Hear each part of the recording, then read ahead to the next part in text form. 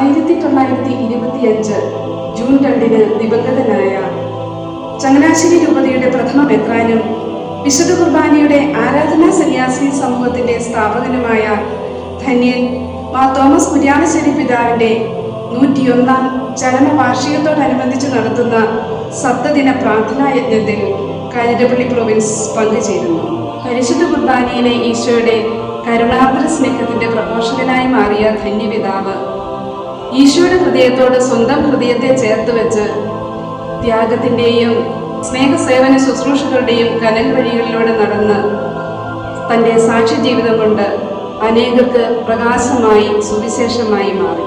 ദിവ്യകൂടാരത്തിലെ കെടാവിളക്കായി ജീവിതം സമർപ്പിച്ച ധന്യപിതാവിന്റെ ആത്മീയ ജീവിതത്തിന്റെ സത്ത പിതൃഹൃദയത്തോട് ചേരാൻ എന്ന മുഖമൊഴിയോടെ സമുദായ ശാക്തീകരണത്തിന് ഊർജം പകരാൻ ഇടയാകത്തക്ക വിധം സപ്തദിനങ്ങളിലായി ഇന്നു മുതൽ ഞങ്ങൾ പങ്കുവയ്ക്കുകയാണ്.